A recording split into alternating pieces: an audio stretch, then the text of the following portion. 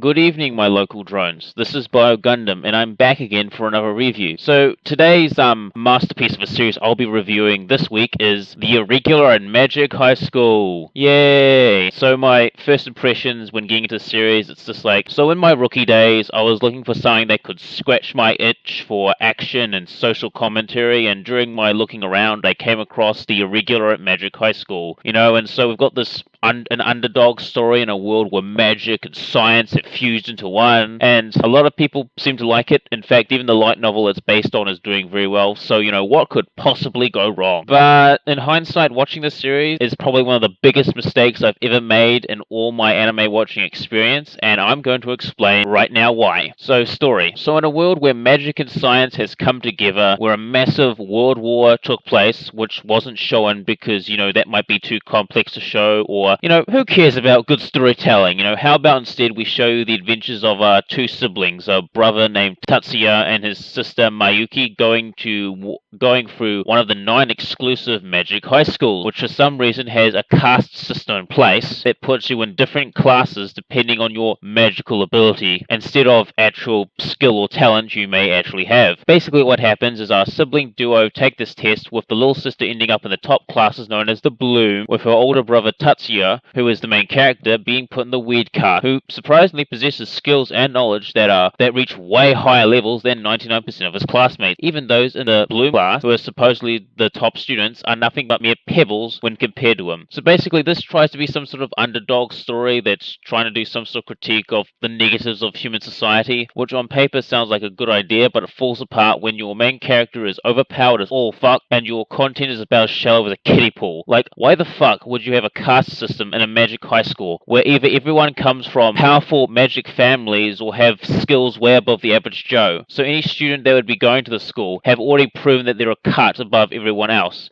In a society where magic users are rare and highly valued as war machines, inventors, and sources of economic and political growth for various organizations and individuals. And considering that fact, if the goals of these schools are to train new magicians as weapons, inventors, and etc., then why wouldn't they just go full meritocracy and just have the students compete against one another in various fields to find the best students, and those who perform well get awarded and have certain privileges, while those who underperform or don't go beyond the average just either get kicked out or just left to their own devices? Like, that would have been a far better and more effective system next generations of magicians, instead of my magical ability is better than yours, so I'm going to be a one-dimensional asshole towards you. And to top it off, add in a whole clusterfuck of overused tropes and cliches from light novels until it becomes an unbelievable cringe fest of epic proportions. But if you want to know what the story contains, I am happy to tell you.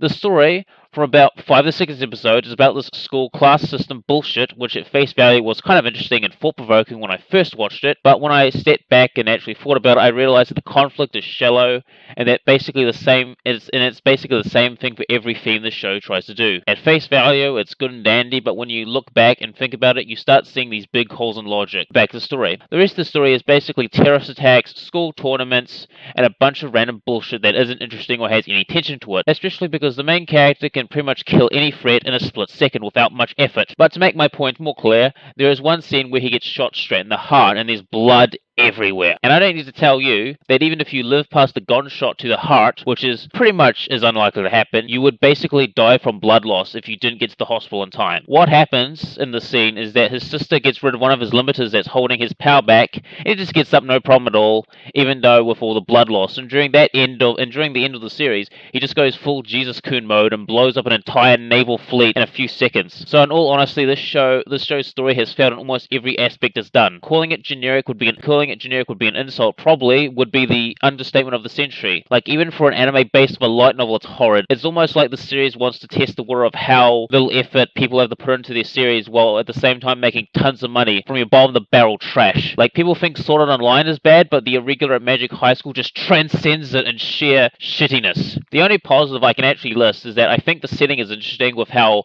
magic works, the whole magic families and their politics, and how modern science and magic has become like this one one thing. Like, the whole idea of magic and technology merging into this one thing is a really interesting idea, and the whole idea of these magic clans / governments and other terrorist factions battling each other to get a leg up over one another. You know, it makes the world so much more interesting. It makes the politics feel more organic and gives the series some actual depth if they actually focus on it. But even that can't save face fully when it doesn't go as deep as it should have, as what the series has adapted is mostly focusing on school bullshit. And when it comes to the magic system, they throw so much techno-babble at you that it's really hard to get a proper footing when you're trying to wrap your head around this magic system. I mean, what would have been really cool is that instead of this high school bullshit, they could have turned this series into some epic global political with various organizations trying to one-up each other, like similar to Darker Than Black. I mean, that would have been cooler and way better than what we got, but you know, who gives a shit about rule of cool or good writing? Now, when it comes to characters, the main character Tatsuya is bland as toast with no emotions because his family literally took his emotions away from him, except for slight protective feelings for his little sister. Basically, his family turned him into a sociopath, which could have been interesting if they were using his character, you know, exploring and talking about the inhumanity of such individuals or what makes them tick or guides their moral compass. I mean, that would have been cool and deep, but no, all we get is another soulless self-insert who's a nicest kind of guy despite his sociopathic tendencies. I mean, at least the show took the time to explain why it happened, but the reasoning behind it is stupid. Like, basically the main character had his emotions taken away because from what is shown so far is that his family thought he would turn against the clan and kill them all because he was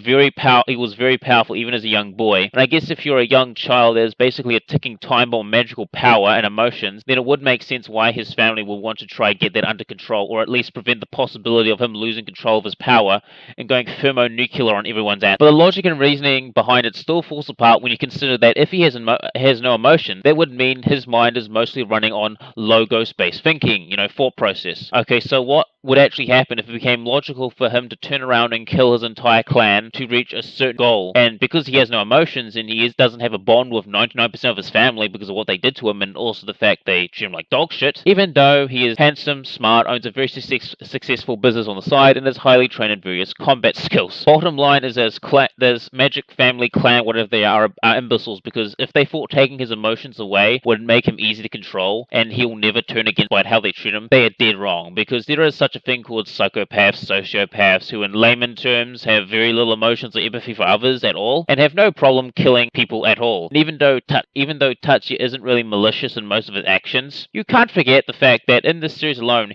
he has killed a lot of people, with zero fucks given. Granted, most of the time it wasn't self-defense or he was protecting his sister, but who's to say he won't turn around and do the same thing to his family? Also, if he has no emotions, then why the fuck does he actually invest time in combat, training, or anything for that matter? Because he would have to have some sort of motivational passion to do that, which he doesn't because he's a robot that will never become a real boy. And I feel that the writer is extremely misinformed or highly ignorant of how people work. Either one would work, because like this Tatsuya is just such a horrid main character. I mean, for a self-insert he's perfect, I guess, for your like fan fiction tier bullshit, but you know, just horrid. Also, his younger sister Mayuki has to be by far the most annoying character in this entire show. Even more annoying than the one-dimensional assholes that populate this show like flies. She is basically the only thing that our main character has a slight emotional attachment to, and for some reason she has a brother complex, which doesn't really make much sense when we find out that even in the past she treated him like shit until a while ago. Plus, he's been an emotionless robot for most of his life, so whatever speck of humanity that was in him is already long gone. I mean, she would have probably a deeper relationship with a teddy bear than a robot of an older brother. The side characters are pretty much hollow shells with no personality and nothing interesting about them. They're just basically so one-note characters. They're basically background characters, because every time I watch the show, I have to remind myself that these characters actually exist. And when they talk about themselves or some sort of backstory, it's like, for me, who the fuck are you again? So yeah, horrid characters.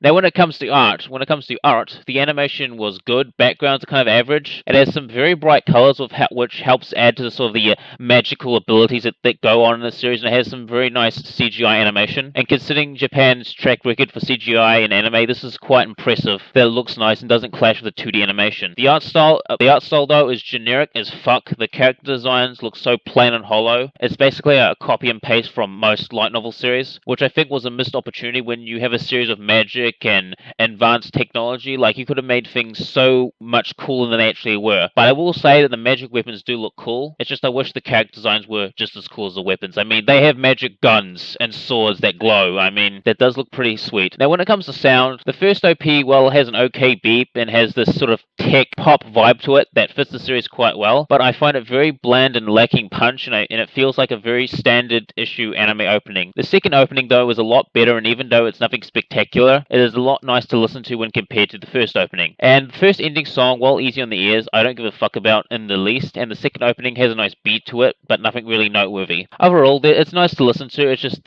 the music is not really my thing. The OST is okay as a whole, nothing really good or bad about it. Like, there's a few tracks that stand out to me, like Silhouette of a Ballerina, Fraud, and a few others. So I guess the OST is worth a quick listen to, but don't expect any high quality shit from this. The OST was done by Taku Iwasaki, who has done the OST for Soul Taker and Black Butler, for example. When it comes to his voice acting, I feel everyone did an okay job, despite how bad the series is and how the dialogue is dry as toast. Now, when it comes to enjoyment, or lack of enjoyment in this case, I found nothing really enjoyable about this show. I found it a very soulless watch. It is one of the worst shows I've ever watched in my life, and I would put this show in my top worst anime of all time list. Like, I'm pretty sure I would have enjoyed the show more if there was more personality or spirit put behind it, because of the world and some of the elements the show has was slightly interesting, but it's really hard to care about it when it's very clear that the people who did this, animated the show, had a gun pointed to their head. And what really kills it for me is that there are good ideas in this series, and if it did something more of those ideas, I would be praising the series to high heavens